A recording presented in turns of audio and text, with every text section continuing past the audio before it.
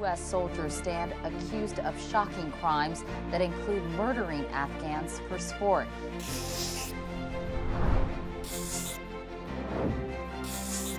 99% of America doesn't hear these details. You see the injustices that are being done not only to our military, but the injustices being done to our justice system.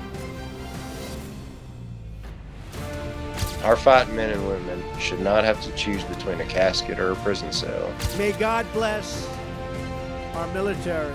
And then when they get put to harm's way and they have to defend themselves, they're now being attacked by their own government.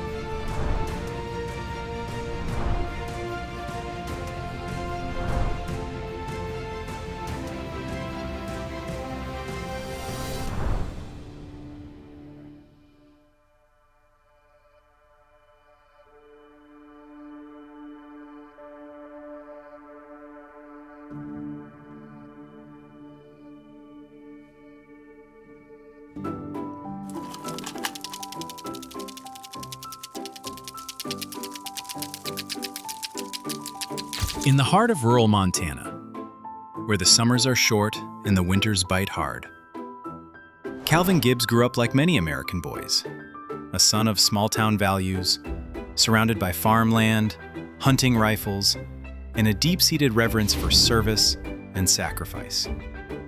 He played football under Friday night lights. He knew how to fix a flat tire, gut a deer, and speak with quiet confidence. He was the kind of young man who held the door open for strangers and learned early that respect was earned, not given. At 18, Calvin signed on the dotted line, not for glory, not for medals, but for duty. He joined the United States Army, and within months, the boy from Montana was gone. In his place stood a soldier. When war came calling, he answered, deployed to Iraq, then Afghanistan. Afghanistan was not a war of rules. It was a maze of contradictions, where the enemy wore no uniform and the line between survival and strategy was blurred every day. To lead in that environment required a strength few men possessed. Gibbs led from the front. He protected his team, and he earned their respect. But war changes the way stories are told. Heroes become suspects, actions get twisted, and those who were once honored for strength are sometimes punished for decisions they were never meant to make alone. Today, the name Calvin Gibbs is spoken in controversy, but to those who served with him, to those who knew the man beneath the uniform, he is more than a headline. He is a soldier. He is a son. And maybe, just maybe, he's a scapegoat.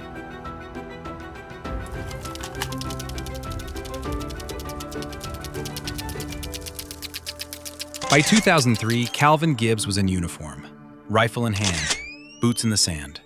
Iraq, later Afghanistan. 2 wars, 2 languages, 1 unforgiving terrain. To civilians, these were deployments.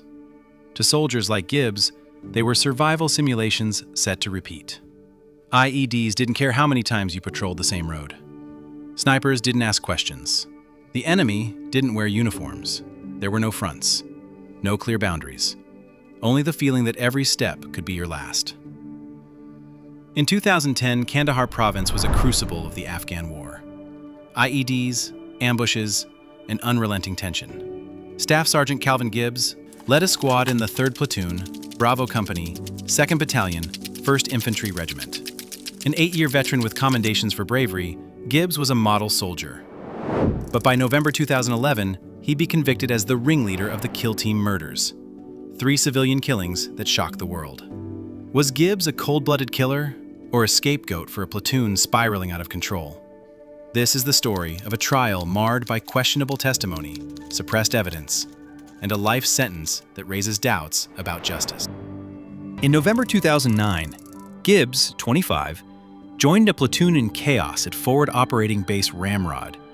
And so he got flown in from somewhere else. He gets a group of guys. There's only a couple of them that are decently in shape. You know, they've been kind of lackadaisical, so he gets them into shape.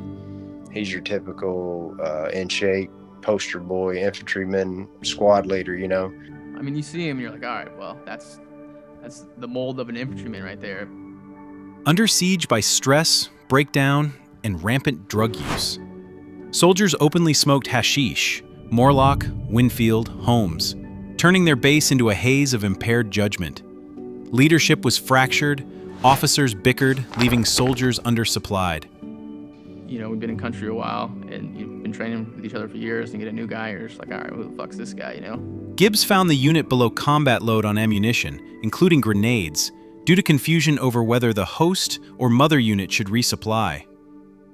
But he secured ammunition from a former platoon sergeant when logistics failed. A routine act later twisted by prosecutors. Corporal Jeremy Morlock, 22, a hashish user with a volatile streak, emerged as the platoon's dark influence, goading younger soldiers into violence.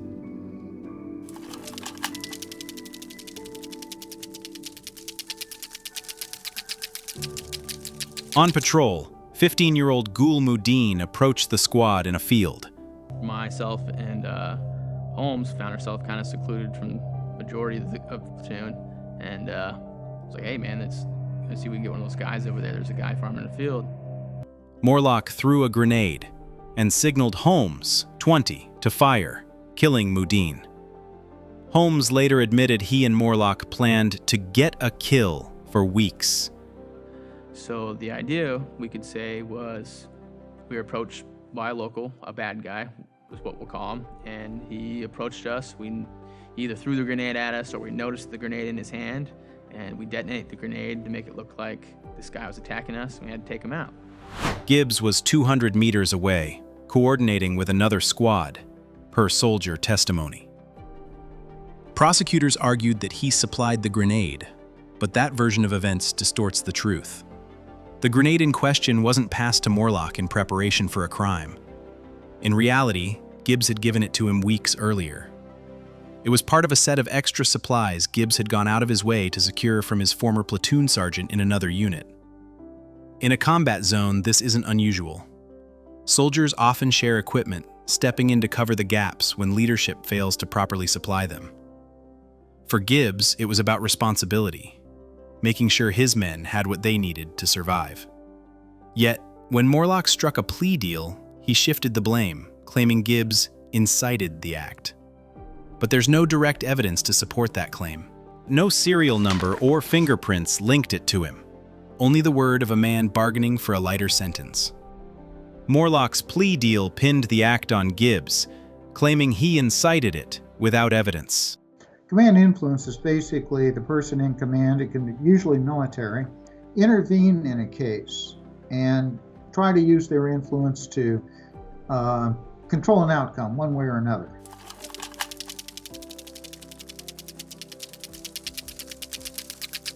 During Operation Kodak Moment, a biometric enrollment mission, Mark Aga was killed.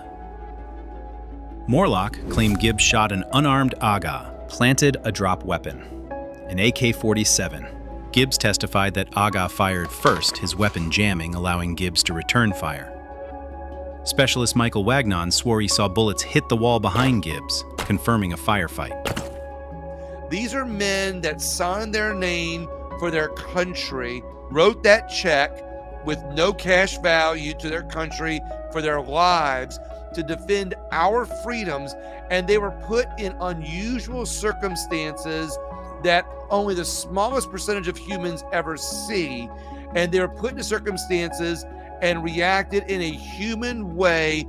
Staff Sergeant David Bram later testified Morlock carried the drop AK-47, staging the scene. Morlock rallied soldiers to cover up the killing, per Stoner's 2021 interview. After this, as the platoon exited the village, enemy fighters engaged Gibbs' platoon with machine guns and mortars, pinning the soldiers down in a field. Only the arrival of the armored Stryker fighting vehicles allowed the soldiers to escape unscathed. Our fighting men and women should not have to choose between a casket or a prison cell. Prosecutors would use a statement by Corporal Morlock's squad leader, Staff Sergeant Sprague, that stated there was no bullet in the chamber as proof that the weapon was planted, arguing how he could have shot if it wasn't loaded. The answer is, of course, that if a weapon fails to chamber a round while firing, then it has malfunctioned, which proves Gibbs' claim. But the JAG lawyers and hand-picked jury members were too unfamiliar with weapons to understand this. There was a reason that on one of the largest infantry bases in our military, there was not one infantry soldier on the jury. I think there's further work to be done to have jurists looked at. Although they're fine and mean well, they are in silos. They've not practiced in a county prosecutor's office. They've not practiced in a private law firm. They've not taught the law in private institutions. They haven't gone on to start companies and be sued or sue people over business disputes. Siloed. Very good at what they do, but not an Article 3 jurist on the federal side who's devoted his or her life to this and not being distracted. You're on the law. Instead, military officers managing careers first. An eyewitness, Specialist Wagner, was not allowed to testify on Gibbs' behalf as part of the prosecution's strategy to make him unavailable by charging him with murder and continually moving his trial date to be after Gibbs's. After Gibbs's trial, the prosecution dropped all charges against Wagner, as they no longer needed to suppress his evidence. Wagner would go on to claim that the engagement was lawful, that the Taliban fighter fired first, and that he also fired on and killed the Taliban with Gibbs. Kill the enemy before they kill you is the #1 rule in warfare. There was exculpatory information that showed that he was getting shot at. Another soldier was willing to testify that yes, they were taking fire.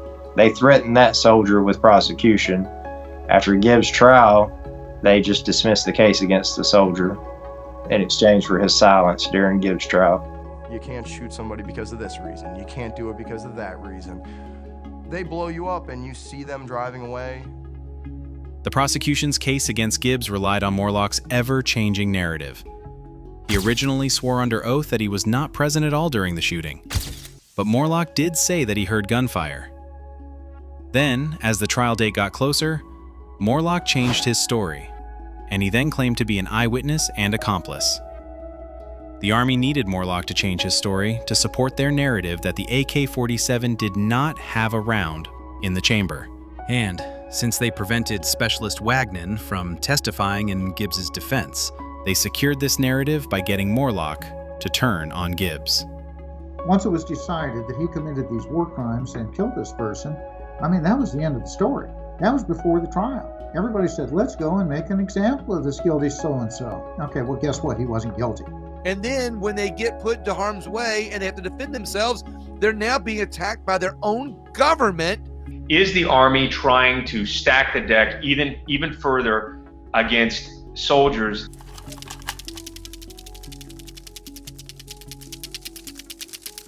On May 2nd, 2010, the third killing took place in the village of Quality. An unarmed local cleric, Mullah Adadad, was detained by Morlock and Winfield during a routine patrol. In an exact repeat of when Morlock and Holmes killed a villager, Morlock threw a grenade while Winfield shot the man with his M249 machine gun. I fired a couple shots off after the grenade blew up. Winfield would later claim that in exchange for plea deals, Morlock and Winfield would say that Gibbs threw the grenade and then shot the guy in the head while they fired in the air above the villager's head. Another soldier who was present testified that at the time the grenade went off, followed by gunfire, he was talking to Gibbs and they were too far away to have been involved.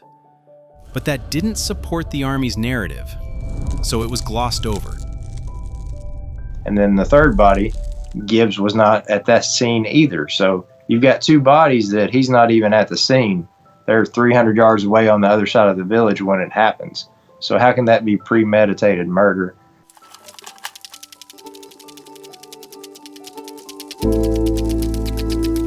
In May 2010, Private Stoner made a decision that would set off a chain reaction no one saw coming. All right, you want to go ahead and start from the beginning of when you got to the fob and when everything kind of started? You want to start off with the drug use? He reported that soldiers in the unit had been smoking hashish. But instead of passing that report up the chain of command, The first sergeant, he told, did something else. He told Stoner's own platoon sergeant and lieutenant. And like a twisted game of telephone, the message morphed. The platoon sergeant repeated Stoner's claim that some NCOs are doing drugs and mischaracterized the report to indicate that all NCOs are doing drugs.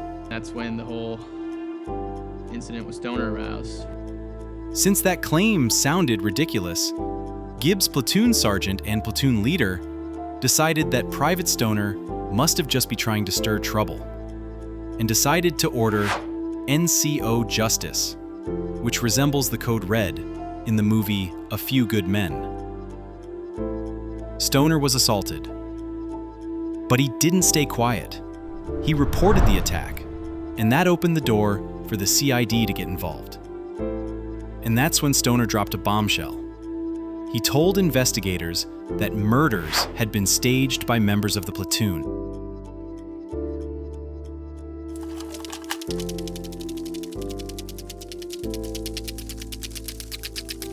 The next man to face CID was Corporal Morlock, and what he did defied logic. He confessed to murder, but instead of being detained, Morlock was released, allowed to freely walk back into the platoon and talk to potential witnesses. They are looking to try to build a case against you so they can show that they're tough on crime, so that the garrison commander or the base commander can say, look at how great of a job my law enforcement's doing, and so they can get promoted and move up the ranks as well. The next to be called in was Staff Sergeant Gibbs. To Gibbs, the accusations were so far-fetched, he didn't even believe they were real. He thought this was just a CID setup, a psychological ploy to squeeze out more intel about the code red on Private Stoner. But Gibbs was no rookie. A seasoned NCO, he knew how dangerous CID and JAG interrogations could be. So, he asked for a lawyer. That request sealed his fate. The challenge that a lot of folks don't realize about the military is the officers who serve as trial judges and appellate judges, but they're military officers first. They're managing their own careers first. Right. They're in a hierarchical chain of command first. He was immediately locked inside a makeshift cage. Meanwhile, Morlock saw the writing on the wall and acted fast.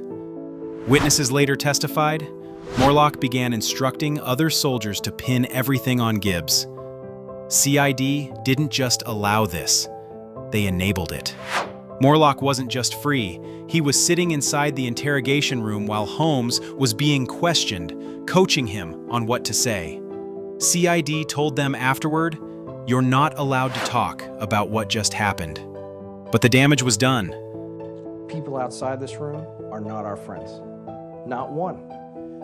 We have to protect the zone. Nobody gets in the zone. Stoner, who earlier told CID he feared for his life from Morlock, one of the men who had assaulted him, was then assigned as Morlock's roommate. Shortly after, Stoner's story changed. His fear shifted from Morlock to Gibbs. And then, the playbook became clear. CID gathered Morlock and his group, sat them in a room together and delivered a message. It's you or Gibbs. Have each other's backs. Years later, multiple soldiers confirmed it. What followed was surreal. Morlock's crew stole a Humvee, drove around the base smoking hashish, and crafted their story. A story where Gibbs, the outsider NCO, became the villain.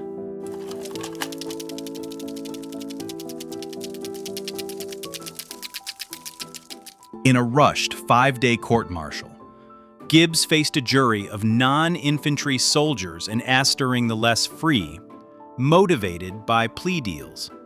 When they're picking his jury, they're at a division that is full of infantrymen, right? There was not one combat infantryman on Calvin Gibbs' jury. So he's being judged for actions in combat by people who have never been to combat. So that was a big eye-opener to me that this guy really got thrown under the bus. Prosecutors called him a sociopathic mastermind. Relying on Morlock's testimony, despite his initial denial, and the judge calling witnesses drug users, liars, and murderers. So who are the prosecutors? young captains, oftentimes, who are supervised by a major, they're supervised by a lieutenant colonel or a colonel. Gibbs admitted keeping fingers and teeth as trophies, a warped attempt to cope with the war's toll, but denied murder. No forensic evidence, shell casings, fingerprints, DNA, linked Gibbs to the killings. Wagnon's testimony confirming the February firefight was blocked. Prosecutors charged him with delaying his trial. Bram, another witness, swore Morlock, not Gibbs, had the drop AK-47. Defense counsel Philip Stackhouse failed to secure their testimony or biometric data that could have identified victims as combatants, entitling Gibbs to a justified killing instruction. 5 U.S. soldiers stand accused of shocking crimes that include murdering Afghans for sport. On November 10, 2011, Gibbs was convicted of 3 murders, conspiracy, assaulting Stoner, and other charges. An American soldier was convicted today of murder and conspiracy. Sentenced to life with parole eligibility after 20 years, he was stripped of rank and dishonorably discharged. His co-accused, including admitted killers, served far less time. Bram said the drop weapon was Morlock's, not Gibbs. Neither testified at trial. No shells, no fingerprints, no ballistic ties. The problem that I've seen is just getting worse and worse, is that command influence is permeating the military justice system. And additionally, Congress has taken some action to make it less favorable to the accused and more favorable for the government. Gibbs's appeals exposed flaws. A 2016 Dubé hearing confirmed Wagnon and Bram's exculpatory testimony could have swayed the jury, but the Army Court of Criminal Appeals upheld the conviction in 2018, citing overwhelming testimony. The Court of Appeals for the Armed Forces declined review in 2019. A 2020 federal habeas petition argued Stackhouse's failure to pursue witnesses and his conflict of interest, representing Gibbs on appeal despite his own deficient performance, violated Gibbs's Sixth Amendment rights. It was withdrawn in 2021 due to judicial deference to military courts.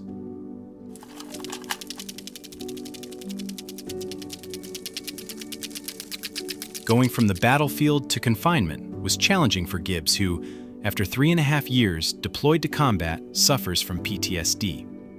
It took many years of solitary confinement before the prison realized that Gibbs needed mental health treatment for post-traumatic stress. After completing this treatment and continuing to work with a counselor, Gibbs has done much better and is learning vocational skills like welding. He lifts weights and reads, and is a positive influence and mentor to newer inmates struggling to adapt to prison life.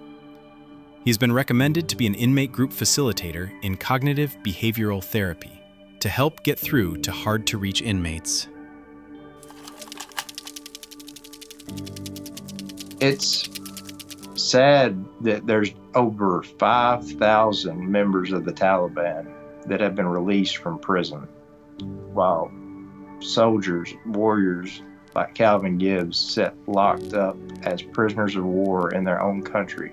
And people don't even know Calvin Gibbs' name. While 5,000 Taliban fighters were freed, Gibbs remains confined. Calvin Gibbs's actions, trophy-taking, failing to report misconduct, were wrong. But with no forensic evidence, suppressed testimony, and a platoon's conspiracy to blame him, was justice served? After 14 years, while admitted killers walk free, Gibbs carries the weight. Is a life sentence fair, or does mercy demand a second look? This is about fairness in the fog of war.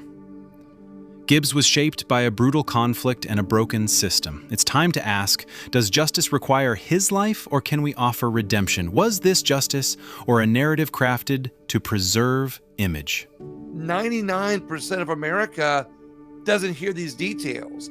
All they hear is that guy's in jail because he shot up some civilians, or he shot somebody.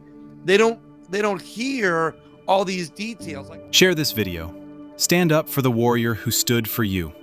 we got to speak and we've got to tell people that Calvin Gibbs is innocent and he's serving a bogus life sentence. You think about that.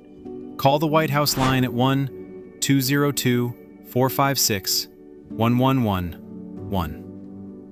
Visit freecalvingibbs.com to learn more. Justice built on smoke is fragile. When those who testify are themselves the accused, truth becomes a casualty. You see the injustices that are being done not only to our military, but the injustices being done to our justice system. Can we call that justice?